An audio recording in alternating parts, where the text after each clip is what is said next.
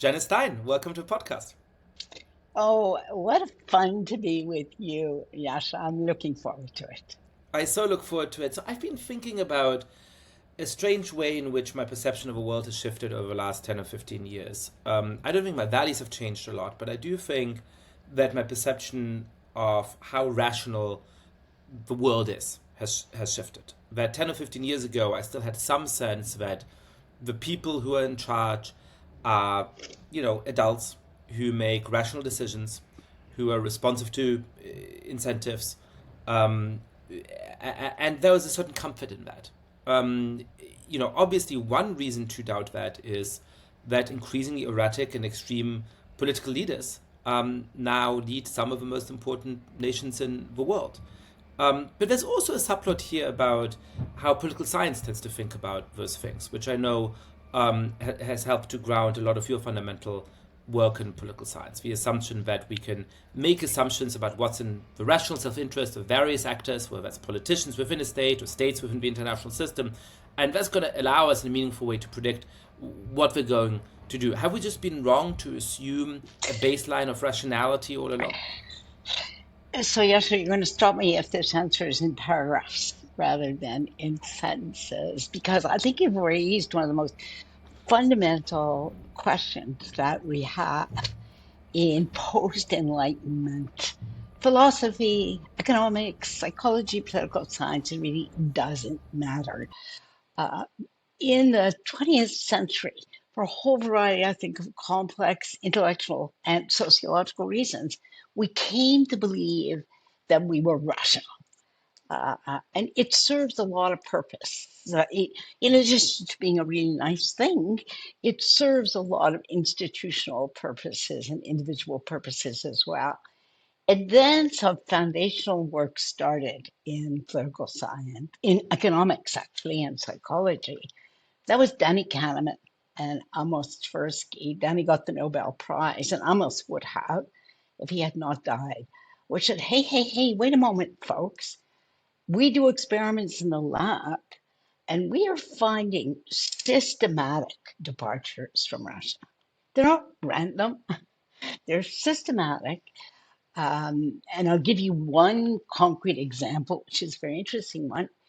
And we can predict based on that. So, what's the example that Danny and Amos used?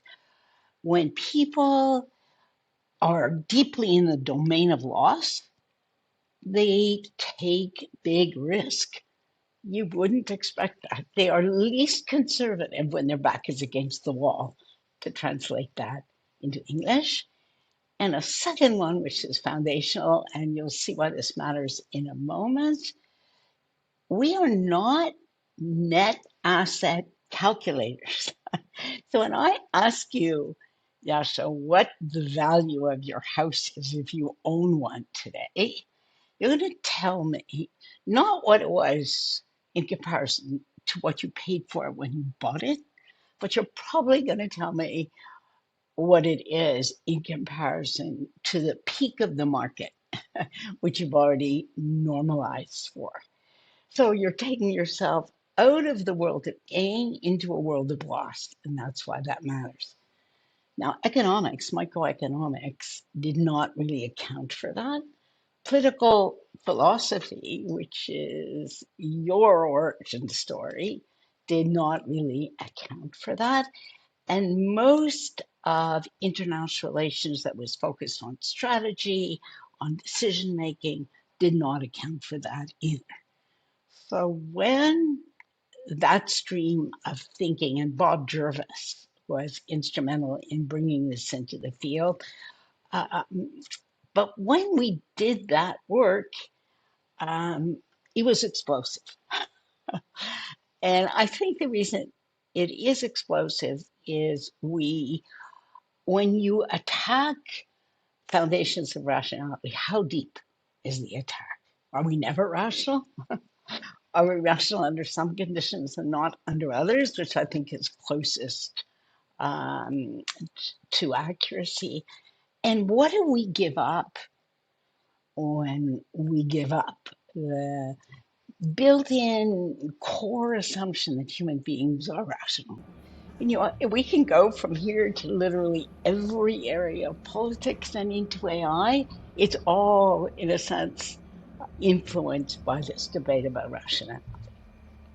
That's super interesting. I mean, obviously there's a kind of certain injury to human amour propre in saying, Oh, we are not the we. super rational beings. In the field of international relations, the stakes were particularly high in a way that even readers of Kahneman and Twerky may not have immediately present at the top of their mind, which is that, this was the era of a Cold War.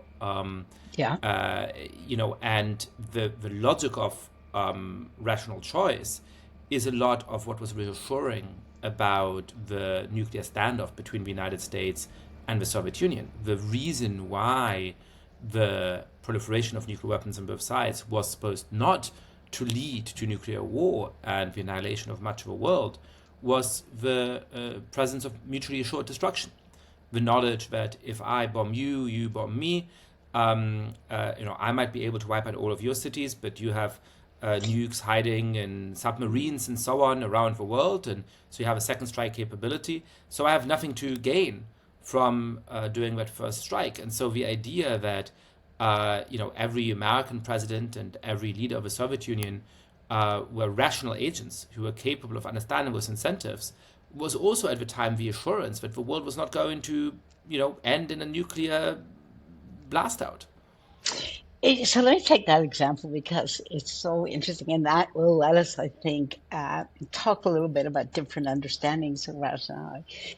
So, in the field of nuclear strategy, that argument, which is the nuclear revolution, MAD, mutual assured destruction, most people working in the field don't accept it because they were looking for marginal advantage all the time. So, what would happen if the Soviet Union put multiple missiles, multiple warheads on one missile?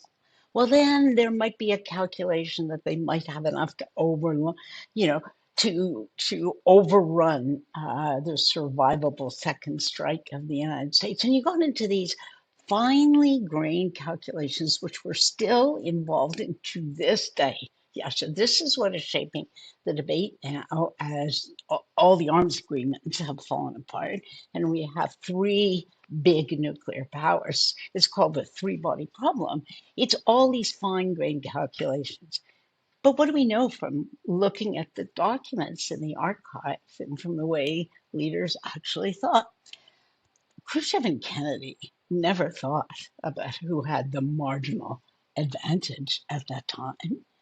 They were both terrified of what using even one nuclear weapon would mean. And probably the phrase that has stayed in my mind the longest is by Nikita Khrushchev, who said, "Don't pull on the thread of war too tightly because it will break."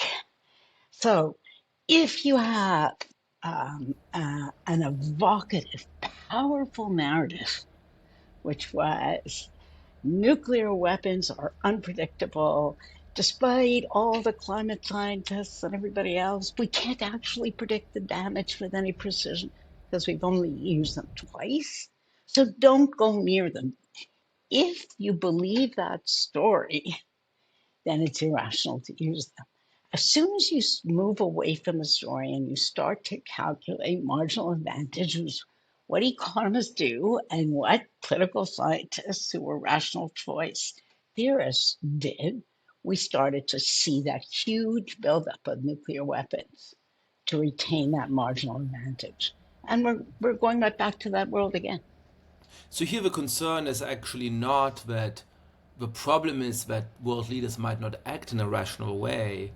It's that the kind of methodological approach to rational choice in a way instructs people how to act. And That's it right. might instruct people to act in ways that actually lead to much worse outcomes. There's a small story of this, which I think is slightly oversimplified, but it's directionally correct, which is that if you have lots of people in NABs playing the prisoner's dilemma game, and of course the idea is that if both of them confess, they're going to go to jail for a couple of years. If neither of them confesses, they go free because there's no proof that they did the crime. But the worst world is if you don't rat your friend out, but your friend rats you out, right? Yeah. Then you go to jail Yep. for a long time, and they go to jail for not at all, or they cut some kind of deal, But right? let's stop over that story for 1 second, Yascha, because when Yeah. you think about the implications of it, right? They're huge. The implication is that individual rationality will defeat collective rationality. So you're still within the family of understandings of rationality, but they operate very differently. The incentive structure that operates for individuals will trump or will overcome what is the collective good and the collective benefit. And that's a powerful insight for the way we structure a lot of institutions. We have to design in protections for the collectively rational outcome that can defeat what's in the individual rational self-interest of leaders. But that's a really helpful way of framing what the normative upshot of a prisoner's dilemma is, right? Yeah. Because the basic point, as you're saying, and this is just the point of prisoner's dilemma, is that there's many situations in which some action is individually rational, right? It is under any circumstance better for you to rat out your friend than not to rat out your friend. That's why that's always a Pareto optimal course of action. But collectively, it is a suboptimal outcome for both, right? It would be better for both of you not to rat each other out. And so institutions and norms can get us out of this world where we're always doing what's individually rational but collectively irrational. But I was getting at a different point, which is that in studies around the world, what's interesting is that there are actually background social norms which allow people to reach the collectively rational decision more often than you might expect. Most people don't rat out their friend in Prisoner's Dilemma's games, except one group that always rats them out, or that is among the most likely to rat them out, and that is economics grad students. Right? That's right. So you ask in a economics grad lab. students, they In a lab. in a lab, perhaps not in real life, but that of course shows. I think that's an indication of a thesis you were putting earlier at a much more important scale of actual behavior of world leaders and so on. That it's sort of like the practice of rational choice itself can teach people to act in ways that are individually rational, but then perhaps collectively irrational. Yes. And let's go back, for a second and link that to a lot of evolutionary theory. It's always struck me that evolutionary explanations and psychology is deeply into evolutionary psychology, and that moves into politics. It's always focused on survival. And that's been translated in act in your own self-interest to survive, which has emphasized be the first, move first to keep the advantage. But what we've ignored in that whole story of evolutionary psychology is the huge advantage of cooperation that societies have when clans, for example, right, work together. Now, there was another out there, it was another clan, but there's a mixed story in there of the incentives to collaborate that you call those background social norms. If we want the economists in the room for this discussion, we'll say incentives, but it doesn't really matter. There are huge advantages, evolutionary advantages to collaboration, which got buried in the literature, frankly. And there's a great chapter on this, among many other places, in Jonathan Haidt's Righteous Mind. It's, I believe, chapter 9, in which he defends both the idea that group selection actually was a real part of evolution, which is something that evolutionary biologists for a number of decades really doubted, and connects it to a number of important political phenomena. Let me try and make the devil's advocate argument for the ways in which rational choice is useful and helpful. And I'm not sure that you disagree with them, but it'll be helpful for you to tell us when to call on this tool and when not to call on this tool. Right. So, the way that I try to explain to students, what that method is, and it's not a method that I use in my own work, but there are some practitioners of it that I find to be insightful about the world. And one way of doing that is say, what should a map do, right? If a map, I can say that I look at Google Maps, and this is a terrible map, right? There's lots of things about the world that it doesn't show. It really simplifies the world.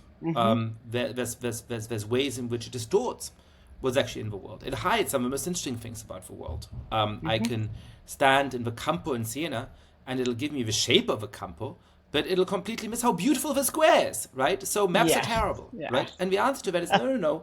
A map serves a particular kind of purpose, right? If a map always had to be one-to-one, right? If a map was exactly at scale, it would be completely useless for the Mm-hmm. kind of purpose that it's actually serving. It wouldn't help to orient you about the broad outline of a terrain that makes it easier to say, should I take this highway or that highway in order to get from, whatever it is, Ottawa to Toronto.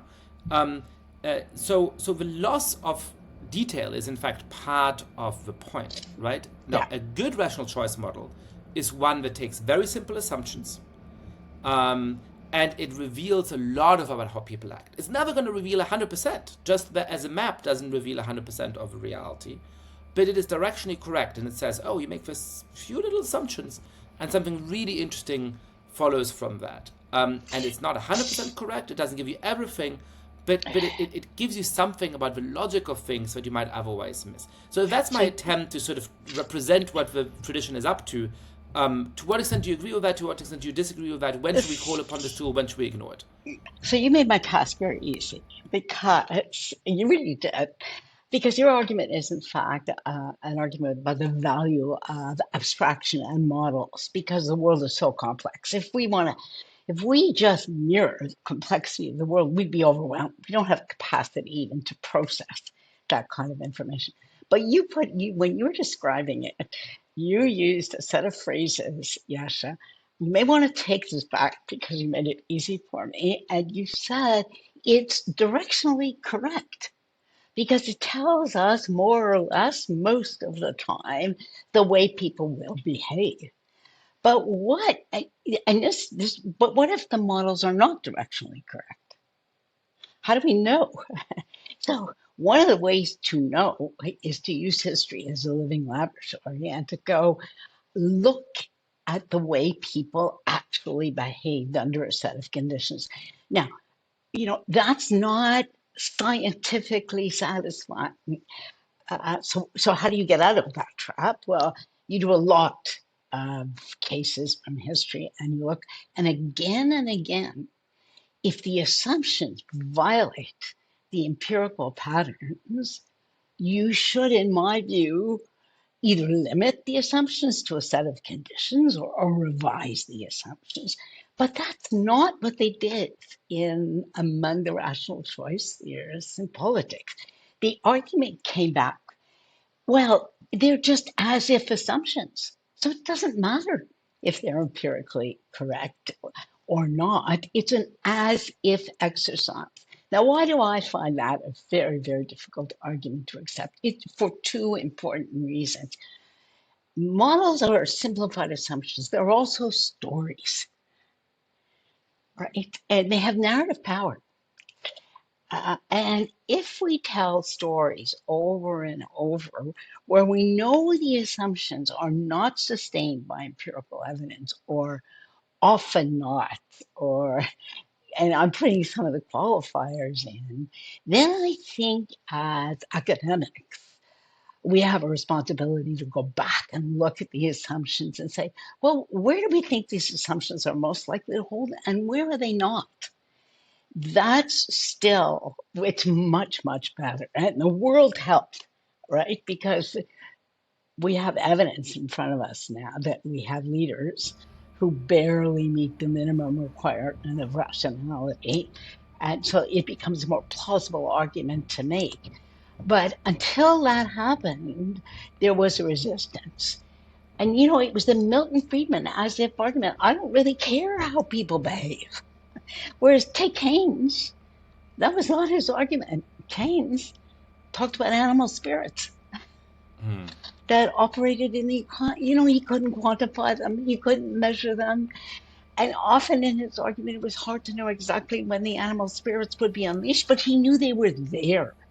And that we had to tell a story about the animal spirits just as much as we had to tell a story about disciplined, rational calculators who were always able, through some method which they never specified, by the way, and that's important too, how you made the most optimizing decision. You know, I've spent my life asking people, well, how do you make the big decisions in your life? Who do you want to partner with? Did you calculate relative cost and benefit? No, not really. Which graduate school did you want to go to? Yeah, well, I had a kind of a list. I said, well, how did you measure across the dimensions? How'd you compare? I don't know, but I got to an answer, right?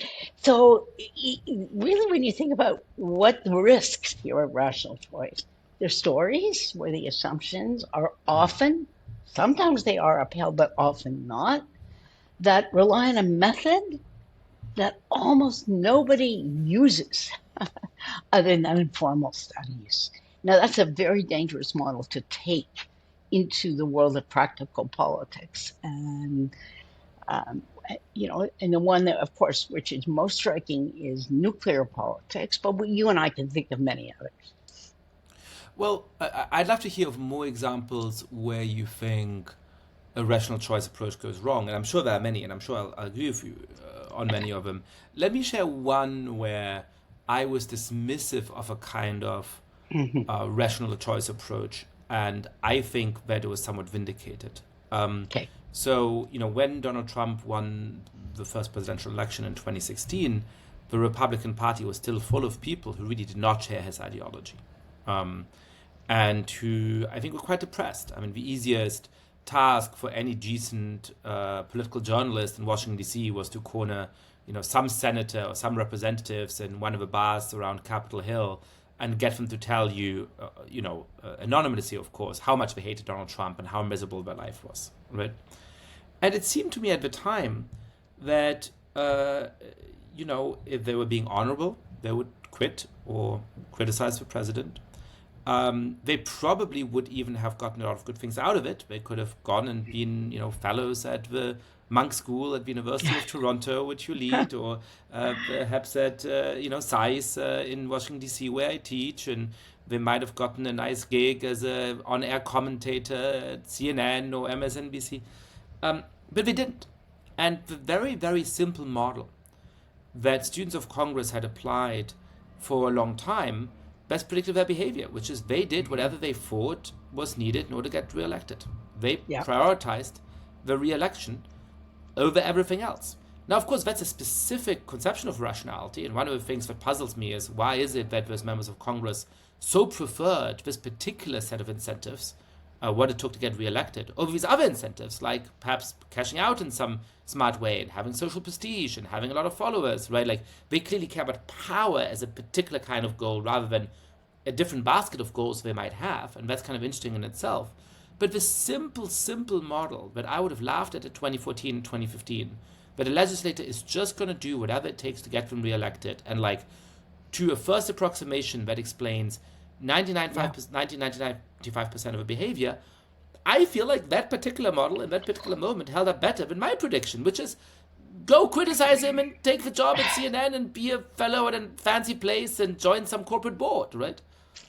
So I agree with you. I think the model is indicated, right? Yascha, and it's not only from 2016 to 2020. There's a very large and interesting literature, as you know well, on whistleblowers and the huge costs that whistleblowers pay, even when they're exposing behavior that is morally reprehensible. And and people know that they pay these costs. There's going to be isolation. They're going to lose their job. They're going to lose their friends, and they're powerful inhibitors against actually blowing the whistle, even when they see things. And so part of this speaks to the power of rationality. You calculate the cost, and sometimes they're emotional. It doesn't matter, their costs, and you do exactly what rational choice theorists will tell you they're going to do.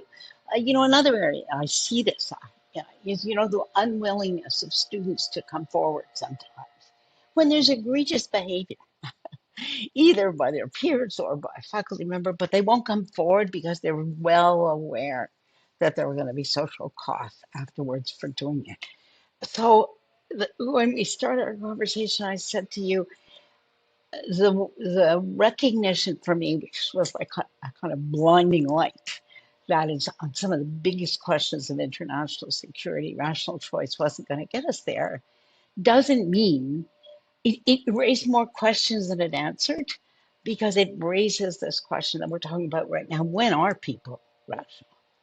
Um, and there's a fertile ground for a conversation that crosses almost all our fields, the political philosophy, theory. Is it when the costs are so blindingly obvious to them that they are rational, or is it when the costs are so painful for engaging in it? They're so painful, as they understand it, that they therefore don't take that action. But there's a whole set of categories where people are rational.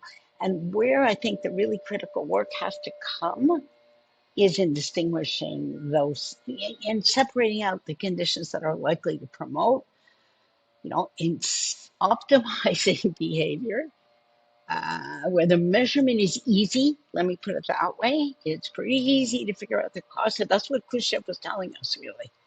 Oh boy, don't pull this threat of war. It's very easy for me. I don't care if you've got more nuclear weapons than I do, JFK. It's going to be really bad for you, and it's going to be even worse for me. So let's not do this. That, again, I come back to narrative and story, and certain kinds of stories will enable rationality, and certain kinds of stories will actually move us away from it. Now, one of the problems with a rational choice approach is just about sort of how broadly do you define the incentives and the rational Yeah, choice that comes in, yeah, right? There's yeah, a very straightforward, famous puzzle in political science, which is why does anybody go to vote? The yeah, chance of being run over by a car on the way to a polling station is higher than the chance that your vote is gonna swing the election, at least in large scale elections at the national scale and correct. so on, right? So why would you do it, right? And so one way to say is that, well, clearly voters are not making a rational choice; they're doing it for other Yeah, kinds of reasons. And then that's rational true. choice scholars come back and say, well, no, it is a rational choice. It's just one of the things they consider is the kind of nice civic glow they get from voting, right? Yeah, But then you yeah, might say, well, we're sort of smuggling in this much no, broader no, no. conception of rationality, right? I mean, it's one Yeah, way of thinking about this simply that human beings are deeply responsive to incentives, but the nature of incentives is much more complicated than a rational choice approach usually explains. And so to go back to the puzzle about why it is that rank and file members of the Republican Party acted the way they did after 2016, the key thing to understand might be Arthur Brooks has argued something along those lines that each human being is driven by one of sort of four different fundamental drivers. I forget the exact list, but I think he's claiming that it's money, power, pleasure, and status. And different people are going to maximize on different of these dimensions. And so that's sort of, it's a soft rational choice approach in a way, but the key thing you have to understand is this person driven by power or by something else? And the reason why these representatives weren't willing to give up being re-elected is that, yeah, they like money, yeah, they like status, but what they really like is power, and so they're going to maximize for political power over those other things. Is that a more helpful way of thinking about it, or you well, let worry me that tell that's you going what. to Let have me some of the let me same flaws? Yeah, let me tell you why I struggle with that, right? Because you can, and I'm playing a sophisticated trick right now on you in this answer. You can rationalize any outcome by reasoning backwards and constructing a set of incentives that will explain the outcome. And that to me is a trap. It's an intellectual trap, and it actually becomes at some level a normative trap too, and that's why I push back, right? So you just said, well, they're really motivated by power, but are you going to tell me that being one of 430 members of the House gives you a lot of power? Well, that's a really difficult argument to make. And then, well, but they didn't break ranks. And so you end up with a kind of regressive reasoning back, and you can explain almost any outcome. So if you can't tell me in advance what incentives people are responding to, then what's the value of the whole thing? right? Then let's just go find better, more complex models that are not so satisfying, but build in at least an additional level of assumptions so that we get a more accurate understanding. I'll tell you how I explain voters. They're powerful norms that motivate people to vote because they value being a citizen in a democracy. So so yes, it's paradoxical if you're using microeconomic reasoning, but it's not paradoxical if you have a larger conception of society that is in part norm driven on certain key issues that matter to people. And that's why I come back, Yascha, and I say, which story you tell has long term consequences for our self understanding in our society. And I was playing devil's advocate, but as you know, I agree with 90% I of what know. you've said. How do we apply this to this moment, right? So we're in the situation in which we Yeah. have, the political leaders we do, Donald Trump in the United States, Vladimir Putin in Russia, Xi Jinping in Yeah. China. Yeah. We have, I think, a lot of people losing trust in the idea that their leaders in their institutions are acting in very rational ways. And we're at a moment in which many of the norms that have actually governed and constrained the behavior of political leaders seem to be on the way out as well. Yeah. So, what kind of intellectual toolkit should we grasp for understanding and analyzing this political moment? I think that is the question of our times, and that's should be our vocation. We in the social sciences and in political philosophy, it's the most fundamental question because getting the answers more or less right will explain where we are a decade from now.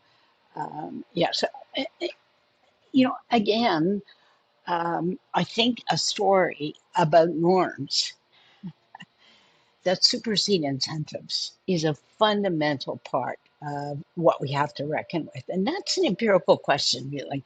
It's not a philosophical question only, it's an important empirical one. When the people respond to norms and give priority to norms rather than self interest, and if that's not part of the research agenda, people are not going to hear that discussion. You know, I've had conversations with many of my liberal friends. Let me put the hot button issue on the table. I've had many conversations with my liberal friends who have nothing but scorn for people who vote for people who are norm breakers and the exclusionary language that they use about these people.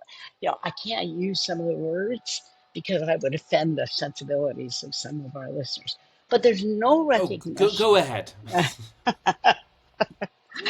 But there's no recognition, Yasha, that part of the way the liberals behaved beforehand, that's a norm question, beforehand is in part a contributor to the distrust that people have of institutions, to the fact that there was a self righteous superiority where liberals condescended to those they considered the great unwashed, who were ignorant and uneducated and drove trucks and only had high school degrees and worked in the industrial economy and really didn't understand these niceties of politics. So just leave those to us because we know better, right?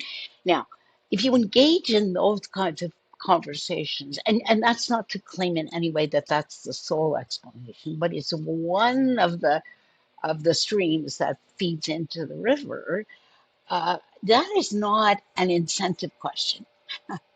That kind of behavior is a norm driven question. So to say something which is not to condemn her, but for any candidate who says, well, all the voters for my opponent, or 50% of the voters for my opponent, are deplorables,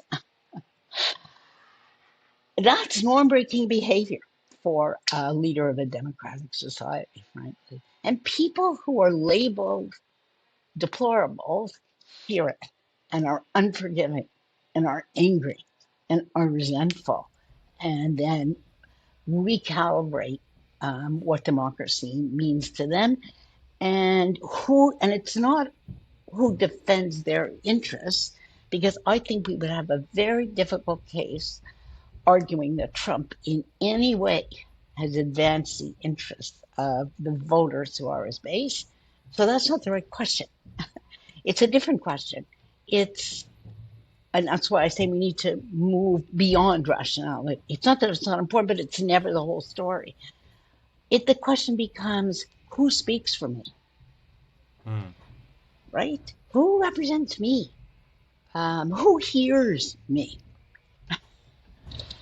And who actually likes me and has And my interests at yeah, their who heart, right? I treats, mean, yeah, yeah, the way I think about this is that in American politics, there's sometimes the idea of a beer test, which goes back to 2004, when there was a poll which showed that more people would like to have a beer with George W. Bush than with John Kerry. And I always found that to be a kind of cop out. I don't think people care about whether they'd enjoy having a beer with a president. no, But I think there's a kind of inverse beer test that makes a lot more sense to me, which is if a president showed up in my home today and I didn't have time to change the paintings on my wall, and I talked hmm, to the president the way that I talk to my neighbors, would they like me?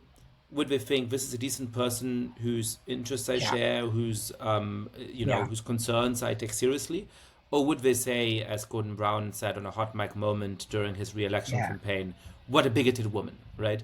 yeah, And I yeah, think it's when they feel like, oh, this person would be nice to me, to my face, but then go back to the people of their ideological persuasion or their social class and say, what a terrible person. That they say, why should I trust this politician? And why should I yeah, trust the institutions run by these yeah, politicians? yeah. And that's not a calculation of interest. You just told Mm. a profoundly important social and normative story about trust, right? Which is trust, as we all know, is the glue of all social interaction. Without trust, there's no society and no institution survives. When members lose trust in it and how it works. But that's a normative story. So Yeah, I it's think a it's much right. more for me than to come back to what we were talking. It's about the limits of rationality. It's not that we are not, at times, all of us, very busy calculating our own self-interest. But it's not what we do all the time, and it's not what we do on some of the most important issues in society. I think we share a fundamental intellectual sensibility and diagnosis of this moment, which can feel lonely, I think, at this time. And it is Hmm. both to recognize that there are, in fact, many institutions which are important that we should defend. That universities, especially in the United States, are deeply flawed places at the moment, and some of the most important institutions in our society. To recognize that the CDC has acted in some really quite disastrous ways during the pandemic, really failed to live up to its mission. Yeah, If you think, for example, about the catastrophic failure to roll out accurate and widely available tests for COVID early on because of yeah, bureaucratic obstacles and so on, and that we need a public health of course. establishment that makes sure that kids are vaccinated, Yeah. against the measles and so on, right? Um, and I I'm going find to that sort interrupt of, you. I'm going to yeah. interrupt you for 1 second because we had an incident in Canada, um, which just epitomizes the story you just told. When COVID started, we had a chief medical officer of health, as every government does, and she came out to do a press conference, and she said, "Don't wear masks." And they said, "Why?" She said, "Well, there's no evidence that masks will help against this sort of virus. Except, of course, if you went to the ERs where COVID patients were swamping the ERs, there wasn't a single health professional who didn't have a mask on." So afterwards, there are two hypotheses about why she said that, and both of them raised profound difficulties. The less benign hypotheses, we didn't have enough masks in the country. The priority was to make sure that the frontline workers had masks. And so you don't tell the truth to the public. Boy, if that's accurate, we are in deep, deep trouble. We are in deep trouble for the future. I don't think that was her motive because she could have said to everybody, "We don't have enough masks. Go home, cut up a pillowcase. Make masks for yourselves and your kids until we can get enough masks into the country." Second argument, and this is even more troubling to me, there was no evidence that masks worked. Well, why was there no evidence that masks worked? Because nobody had ever done, Yascha, an RCT on masks. But there's common sense, right? That 4 years in operating rooms and in infectious environments, healthcare professionals wore masks. And that piece of advice did more to undermine confidence and undermine public trust. Here's another way that could have been, and it comes again to how we think about public discourse and public language. She could have said, we don't know much about this virus. It's not for no reason. It's called a novel virus. I'm telling you, I don't know. I'm going to give you advice today, but I'll be back in 2 weeks because we have an army of people who are saying, and I hope my advice changes because that means we will be learning something. And so I want you to stay in step with me as we learn more over time, and I will share whatever we learn with you. That's, to me, a deep flaw in a way. Officials who are fearful that they will be pilloried by the public for making a mistake talk to citizens. Well, and what makes me think is that um, elites wonder why people don't trust them, Yes, but actually we should also wonder why elites don't trust the people. that's the Of course, big there's a issue. very similar debate about Anthony Fauci and his advice that Yep, masks weren't effective at the same stage of the pandemic early on in the United States. So I think this discussion will be familiar to listeners here. I think the dilemma that you pointed out is true on either assumption, right? So if the point was that they thought, well, we don't have an ass CV, we don't have the best, most rigorous scientific study to prove that masks are effective, and therefore we're going to tell them that they're not effective. There's a mistake of scientific reasoning going on here, yeah, right? yeah, But more importantly, it's this inability to communicate in the right way, to trust people. Say, look, this is a fast-moving situation.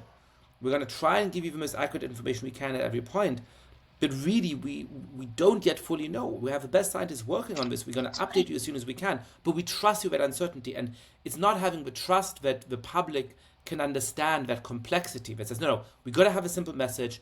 We have a media trainer over here. We have a PR consultant.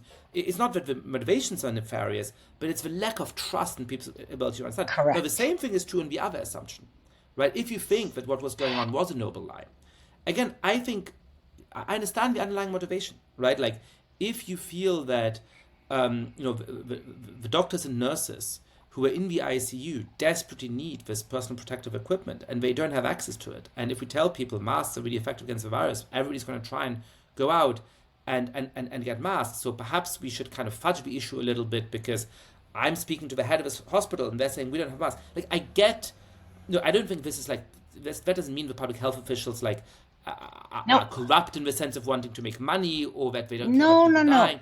I get it's a hard position to be in. But two things, right? Number one, um, it is really short-sighted about the effect of that. Because as you're saying, it delayed all of the entrepreneurial spirit that people then developed of saying, well, I'll just cut up my pillowcase and turn that into a mask. Of factories that are producing other things saying, perhaps we can start producing masks instead. Right? Like, it's not thinking of all the broader effects of society. But most importantly, it's not trusting people to be That's right. public spirited. Right? What a That's different right. appeal it would have been to say, Yeah, hey, look, masks are helpful, or at least we think they're helpful. The evidence is not yet completely clear.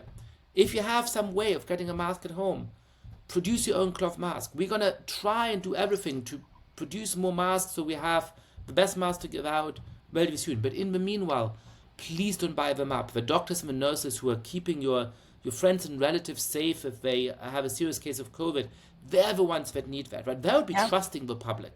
And that's right. and and and so on either of the assumptions, right, where either that they don't trust the public to understand the complexity of evidence available at the time, or they don't trust the public to act in a public spirited way, it's actually a lack of trust in the public that led to That's that right. misstep. That's right. And so we agree entirely. But that itself, I think, is a deep flaw, right? And it's an elite problem. I know more, I'm more sophisticated, I understand the complexity, so I'm not going to trust you, the citizen. Once you, as leaders, you lose trust in the community that you lead, it doesn't mean you share complexities, but you're truthful. You're truthful. And the capacity to acknowledge, I don't know. I find with students that is the most trust building statement I can make in a classroom. Oh, yes. Isn't it? They ask me something, and I say, well, you know what? I don't know. I have to go read. I'll be back to you. But honestly, I thought about this. I don't know, and I'll be back to you. That creates a kind of shared trust. And I believe it's the lack of elite trust in the public that has gotten us to where we are. And you know, if if I had a voice in who we select as the next group of leaders in 2028, my highest criteria would be who trusts the public, who does not condescend to voters, who does not believe voters are the ignorant and worse. Let me switch in one sense to tell you why I think this matters so much. Okay, Yeah. Yascha, because you and I both agree that we are in the middle of a disintegrating international order. Whether you think the next one has not yet been born doesn't. But clearly, we're at a moment where linear thinking is not very helpful. And if we love history, we can go back, I think, both of us, and have a lot of fun identifying what these non-linear breakpoints in history were in which things changed. But just think about what this means if we say this. All our linear probabilistic models will not work. Okay, let me take two sentences to tell you why I feel so strongly about this, and it's the current stuff and that's an entirely different way of thinking about rationality, because rationality has probability built deeply into it, right? It's a subjective, expected utility. Expected is just a nice word for probability. What's the likelihood? Linear means the future is going to look like a lot like the past. Well, you and I don't think that right now.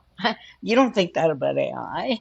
I don't think that about the way our international institutions and practices are going to represent themselves. So that's not a good way to go forward. But there's a second thing, that probability is going to be a very poor guide, because what do we need to really be intellectually honest about probability? We need to have a large number of trials and understand the probability distribution. Otherwise, we really shouldn't do it if we're being intellectually honest. But we don't have it we don't have it about AI. It's too new. We don't have it about this world that we're leaving behind, and we don't know yet what we're moving toward. So what do? How do you use your analytic tools? And so, right. And so, And by the way, just to set this up in one more way, that's not narrowly a question about rational choice, right? So rational no, choice is one way of trying to correct, predict the future. We know roughly what the incentives are here, and so we can kind of build the correct. model and project it forward. A very different way that political scientists try to understand the world, which in some ways is more dominant today than rational choice, is high-end statistical reasoning. So Yes. you construct databases which show you statistical regularities, and Yep. then you use them to make predictions about the future. To go back to Yep. 2016, one of those was to show, The Party Decides, a very well-regarded book in American politics, which said that, yes, activists seem to play a role, and, there's often a sort of crowd favorite who is quite high in the polls early on. But in the end, the thing that really matters is the decisions of donors and party insiders and elected officials. They're the Hmm. ones who actually decide. The party decides who's going to be the nominee. And so, throughout 2016, all these political scientists were saying Donald Trump, it's not going to happen, right? In the end, he's not going to get the Republican nomination. And this is sort of one prominent example of a broader problem where if you're at a moment of paradigm shift, Yeah. looking back at the statistics of the last 10 years or the last 50 years to predict what's going to Not happen going in to the help. next 5 or 10 years is not going to help. Not And going to that's help. true. Yeah, good. I just asked somebody very knowledgeable who's going to be the nominee in 2028. And he just shrugged his shoulders. He's a very experienced political operative. He said, whoever is most closely connected to the big donors, that's who it'll be. Well, I'm not sure that's the right answer. So to come back, what I've been doing for the last couple of years, I've been thinking hard about uncertainty, right? And so, first of all, people hate it. It's similar to rational choice, only one minor but important way. Rational choice was as powerful as it was because it gave you control. It made a world predictable. Large end databases are as attractive as they are because it gives you control. It allows you to structure things and you can generate these predictions, and that's psychologically very satisfying because you don't feel you're tumbling in a universe which you cannot structure in any way. But those methods are not appropriate to the world that we're moving into because we don't know. That's where I start from. We don't know. So what do? Well, we tell stories. You could call them scenarios. That's fine with me. They're structured, right? And they're disciplined stories. And but you tell them and you ask yourself, what are plausible ways of thinking where we will be in the next 10 years? What makes sense to you, Yascha? How about what are three possible worlds, I might ask? And then the next question might be, okay, tell me how you get from your first possible world back to today. Because if you can't imagine a single possible path to get there, it's probably not very possible if you can't reverse engineer your way back, right? That's also narrative power. And then as you reverse engineer your way back, there are there are key decisions along that path back. And so, or key landmarks, you could call it. And so when you get there, it's like the Turing test in AI. Well, here's a test. And if we pass this test, we're going one way rather than another way. Identifying those markers that will tell us, well, are we moving more directionally here rather than there? And if so, then we adjust and we adjust our strategies and we adjust the things we do to mitigate the risks. But that is fundamentally based on human capacity to imagine, which right now we have a monopoly on a capacity for structured imagination. Um, so help me actually do this, right? So the Okay. question I was going to ask earlier, and it's a mark of a great conversation where there's always four branches, and you have to prioritize between branches. Like, oh man, I'm sad to let that other branch go. But but I do want to return to this branch, which is I think we share the sensibility that there's many things in the old order that we want to rescue in various ways, right? Yes. We don't think we Yes. shouldn't have a CDC. We don't think that we shouldn't have NATO, right? No. And at the same time, it's clear that the order is crumbling, and that the Yeah. people who are simply saying, "Oh, the order is fine, and we need to make some cosmetic changes," but eventually Trump will leave office and leave a political scene, and then we can go back to normal. I just deluded, right? Yeah. Yeah. So I think the fundamental challenge is how do we balance those things, right? How do we recognize that there is fundamental change that is needed, but without throwing the baby out of the bathwater? Yeah. Should we think through scenarios? Like, tell me how to think about this. What are some of the scenarios, good and bad, for how this is going to go? So let's say that if we were thinking about this and we had a blackboard and we could draw the stories that we were telling. Yeah, so we could think about a world with three or two and a half big powers that are more or less led by thugs. Let me put it bluntly.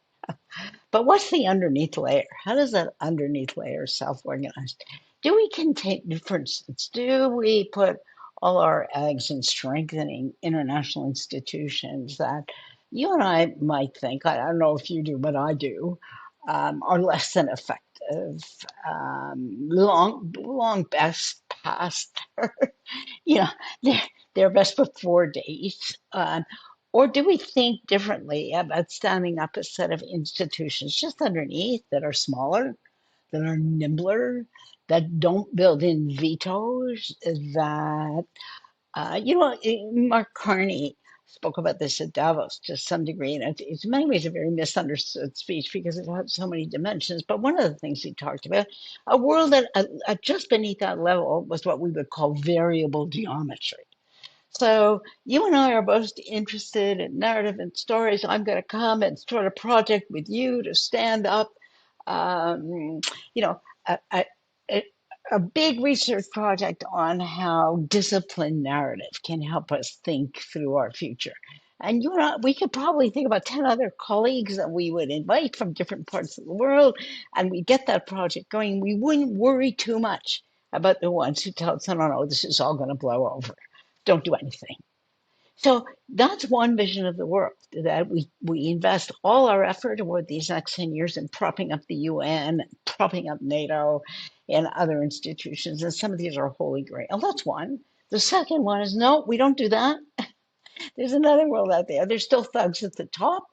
But right underneath them, there's a plethora of smaller, nimble international institutions, and climate gets thought about that way, and nuclear weapons get thought about that way, and they're not the same members in every group. And there's a kind of test of effectiveness that we use for each of those. That's world number two. And world number three is the thugs self-immolate, or two of the thugs self-immolate, or one of the thugs has self-immolated. What difference would that make to what we do in level two? And then we start thinking about the paths backward. And what would it take? What would we have to do today to get to that, to stage number one, number two, number three? And that's hard work. That's where it is really disciplined thinking, and it requires a knowledge of political institutions, how they work, how you build coalitions, what's doable, how you keep a coalition together. But that's the essence of democratic politics, isn't it?